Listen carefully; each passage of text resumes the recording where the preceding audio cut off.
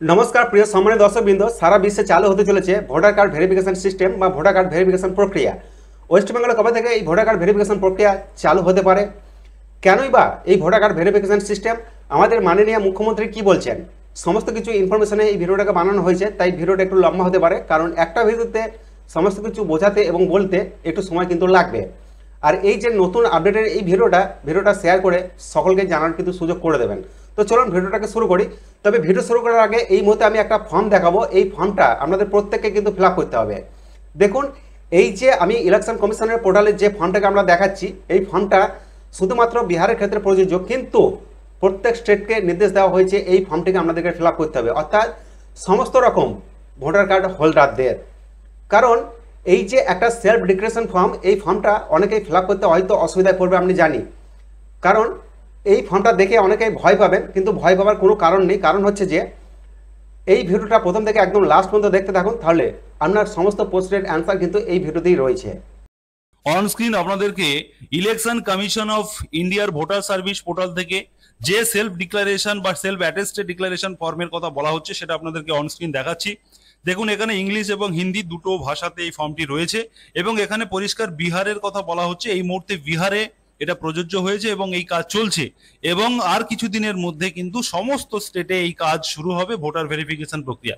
আপনাদেরকে যদি এই ফর্মটাকে আমি ওপেন করে একটু দেখাই, এখানে কোন কোন তথ্য আপনাদেরকে দিতে হবে এবং সেই মর্মে আপনাদেরকে সিগনেচার করতে হবে, সবটা আপনাদেরকে পরিষ্কার করে বুঝিয়ে দেবো। আপনারা মনোযোগ সহকারে শুনলেই কিন্তু সবটা বুঝে যাবেন। প্রথমত, আপনার যে ভোটার কার্ড রয়েছে, সেই ভোটার কার্ডে যেভাবে আপনার নাম রয়েছে সেই নাম অনুযায়ী এখানে স্পেলিং করে সেই নামটা আপনাকে লিখতে হবে। অতএব ভোটারের নামটা ভোটার কার্ডে যেভাবে উল্লেখ রয়েছে সেই মতো করে নাম লিখবেন এবং আপনার ভোটার কার্ডের নাম্বারটি এখানে আপনাকে বসাতে হবে। এই ফর্মটি আপনাদেরকে ফিল আপ করতে হবে যখন কিন্তু আমাদের ওয়েস্ট বেঙ্গলে এই কাজটি চলবে। এবং আপনাকে আপনার প্রপার অ্যাড্রেস দিতে হবে, আপনার ঠিকানা, যেটা আপনার ভোটার আইডি কার্ডে যে ঠিকানাটা উল্লেখ রয়েছে সেই ঠিকানাটা কিন্তু এখানে আপনাকে লিখতে হবে।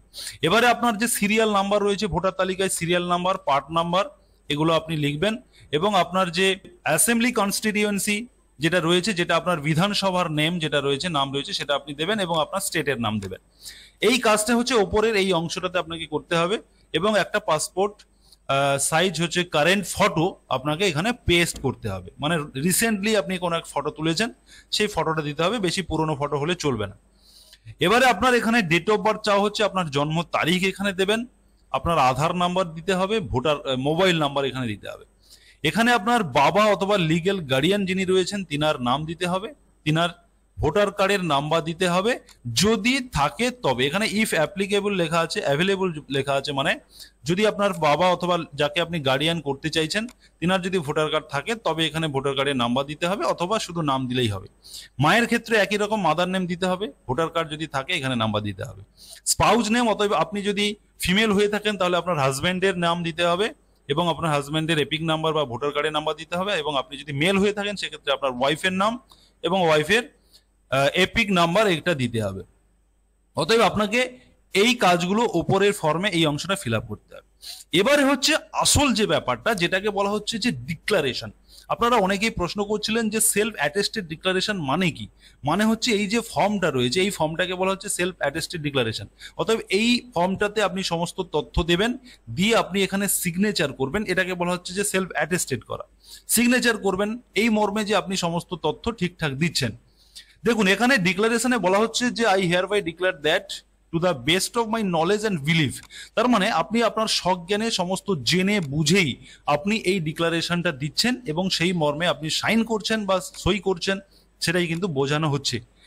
এক নম্বরে যেটা বলা হচ্ছে, দেখুন এখানে বেশ কয়েকটি ক্রাইটেরিয়া রয়েছে ডেট অফ বার্থ অনুযায়ী।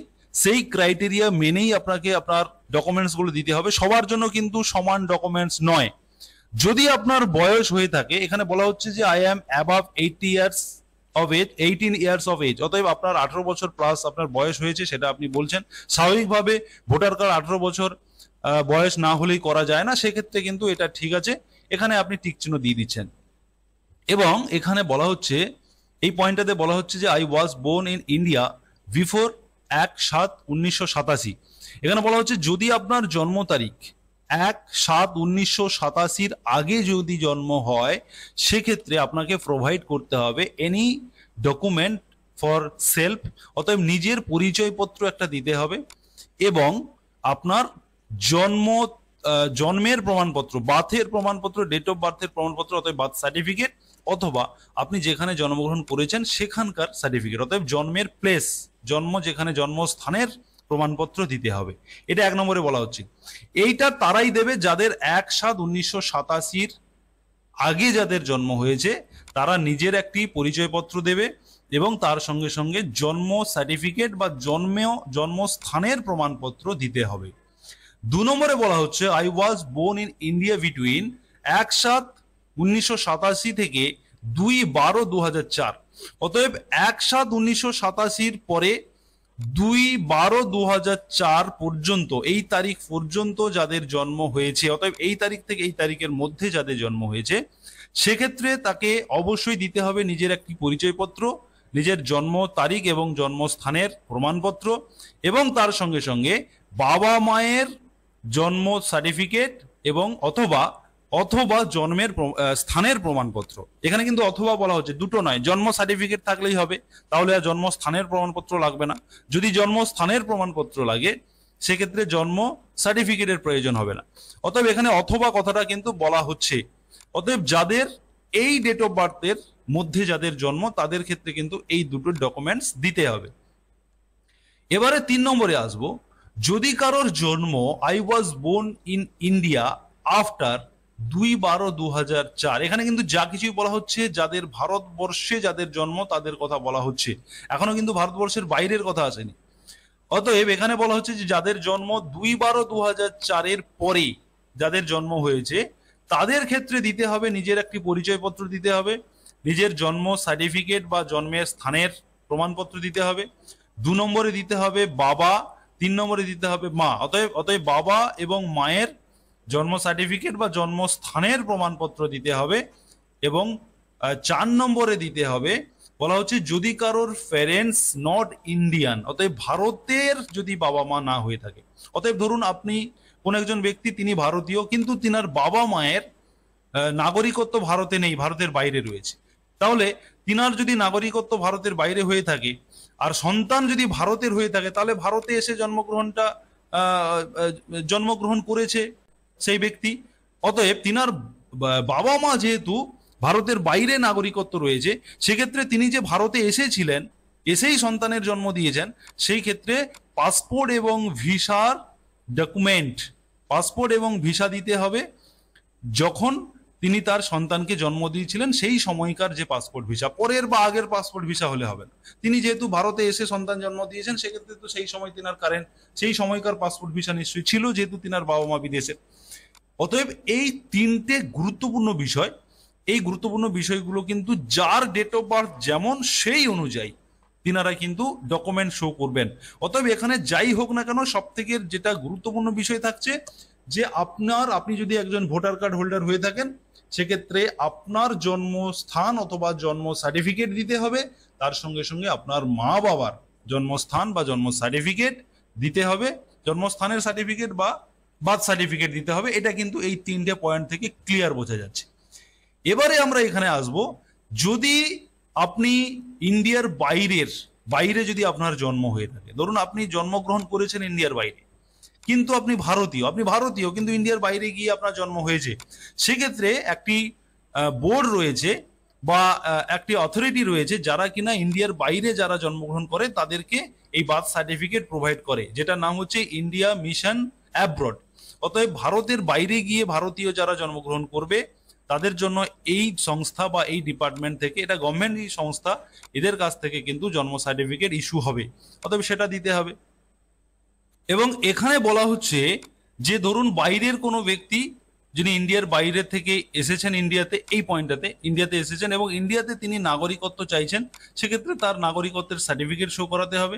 এবং যদি কেউ ইন্ডিয়ার বাইরে নাগরিকত্ব চান, সেক্ষেত্রেও কিন্তু তাকে ডিক্লারেশন দিতে হবে যে আমি ইন্ডিয়ার মানুষ এবং আমি ইন্ডিয়ার বাইরেও নাগরিকত্ব আমার প্রয়োজন রয়েছে, সেক্ষেত্রে তিনাকে কিন্তু এখানে একটি ডিক্লারেশন দিতে হবে, এখানে এই টিক চিহ্ন দিতে হবে। এই জিনিসগুলো কিন্তু এখানে অবশ্যই গুরুত্বপূর্ণ থাকছে। এবং আপনাদেরকে আরো চলে আসি এই নিচটাতে, যেখানে কয়েকটি প্রুফ বা ডকুমেন্টের কথা বলা হচ্ছে। এই যে ডকুমেন্ট বলা হচ্ছে যে এনি আইডেন্টিটি কার্ড, অতএব যে কোনো একটি আপনার পরিচয়পত্র দিতে হবে 1 নম্বরে, অথবা আপনাকে pension payment order issue by regular employee, অতএব আপনি যে সরকারি এমপ্লয়ি ছিলেন সেক্ষেত্রে আপনার পেনশন পেমেন্ট পেনশন পাচ্ছেন তার সার্টিফিকেট, অথবা pensioner of any central government state government PSU, অতএব আপনি পেনশনভোগী, আপনি সেন্ট্রাল গভর্নমেন্ট বা স্টেট গভর্নমেন্ট থেকে পেনশন পাচ্ছেন বা স্টেট গভর্নমেন্টের আপনি পেনশন পান, সেক্ষেত্রে আপনার এই ডকুমেন্টসগুলো আপনাকে দিতে হতে পারে। তবে যেটা আপনি যদি পেনশন হোল্ডার হয়ে থাকেন তবেই, না হলে কিন্তু দরকার নেই। কিন্তু আপনাকে অবশ্যই একটি আইডেন্টিটি কার্ড আপনাকে শো করতে হবে, যেটা কিনা আপনার পরিচয়পত্র।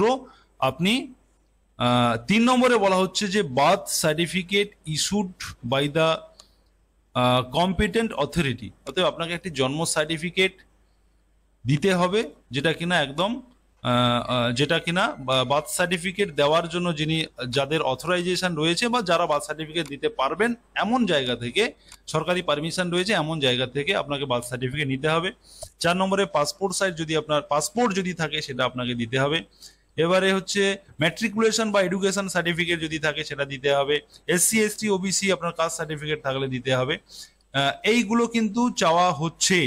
অতএব এখানে যে মূল বিষয়টা যেটা দাঁড়ালো, যেটা এই ভোটার কার্ড ভেরিফিকেশন যে প্রক্রিয়াটা চলছে এবং হয়তো আর কিছুদিনের মধ্যে ওয়েস্ট বেঙ্গলে চালু হয়ে যাবে, আপনাদের জন্য মূলত এখানে যে বিষয়টা হয়ে দাঁড়াচ্ছে সেটা হচ্ছে আপনার জন্ম সার্টিফিকেট এবং আপনার বাবা মায়ের জন্ম সার্টিফিকেট অথবা জন্ম স্থানের প্রমাণপত্র, এই দুটো মূলত সব থেকে বেশি গুরুত্বপূর্ণ।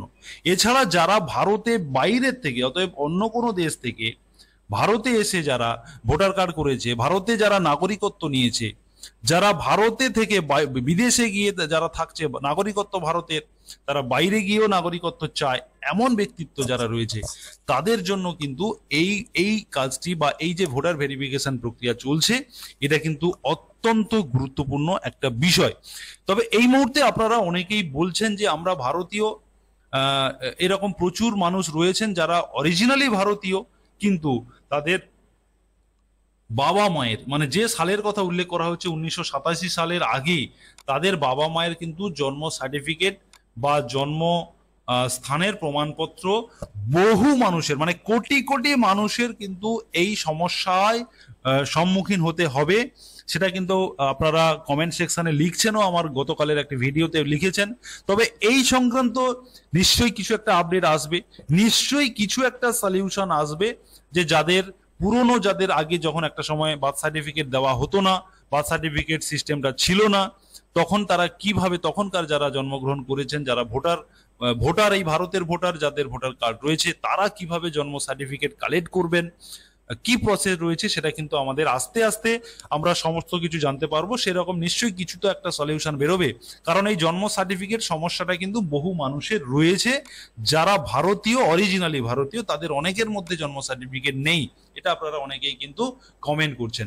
এই ভিডিওতে আমরা যে ইনফরমেশনটাকে দিলাম আশা করি সকলেই বুঝতে পেরেছেন। আর যদি কারো বুঝতে অসুবিধা হয় তাহলে অবশ্যই ভিডিও কমেন্ট সেকশন খোলা রয়েছে, সেখানে কমেন্ট করে জানাবেন, তাহলে পরবর্তীতে আমি একটা ডেডিকেটেড ভিডিও কিন্তু বানিয়ে আমাদের উপহার দেবো।